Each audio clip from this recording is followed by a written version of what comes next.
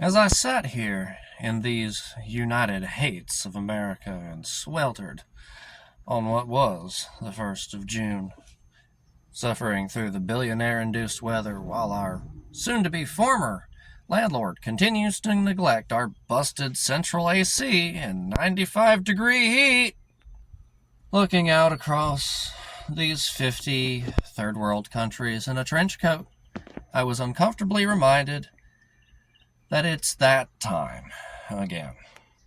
Pride Month.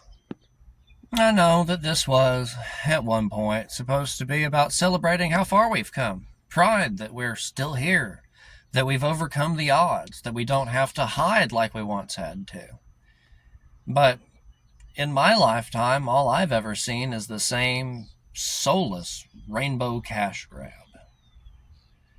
It's become the Western Hemisphere acknowledging a marginalized demographic for 30 days out of the year, like some sort of court-mandated community service they can't wait to finish up. But they only acknowledge us for the purposes of trying to make money off of us, while spending the other 335 days a year trying to get rid of us. But as I see my community tentatively begin celebrations, I can't help but stare in the face how this time is different. Sure, I'm used to capitalism abruptly slapping rainbows on everything, inevitably pissing off bigots and pointing them in our direction for the sake of branding and profit. I'm used to the same capitalism going right back to the status quo the moment June is over, returning everything to the hues of corporate depression that are more palatable and forgetting we exist, because they prefer it that way. And honestly, I'm used to fearing for my queer little life at least a little bit every day.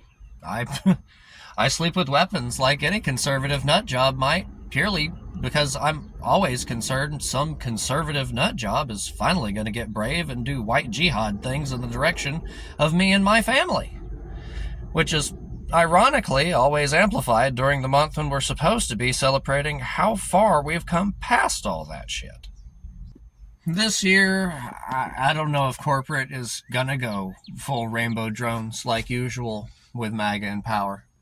This month doesn't feel like a time to celebrate or to enjoy despite the corporate greed.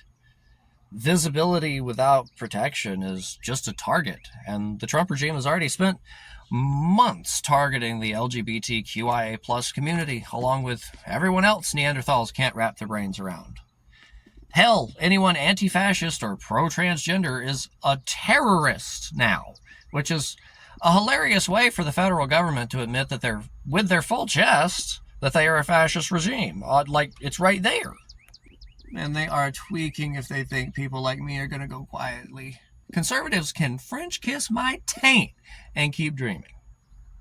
Now, unfortunately, this is the month to get armed, get trained, and get organized. And if you don't know where to start, go check out the Pink Pistols. Hate crimes are gonna ramp up, and we have to be prepared to defend ourselves and each other. But they've labeled us terrorists. This is the worst time to organize. That's why they did that, to scare us out of organizing. Are you just gonna surrender in advance? It's time to remember your roots and pick up a brick, America. Stonewall was a riot, and our whole country is built on dissent and disagreement in the first place. So get up, get moving, and leave no letter nor color behind. We are racially inclusive, radically pro-transgender, and done taking no for an answer.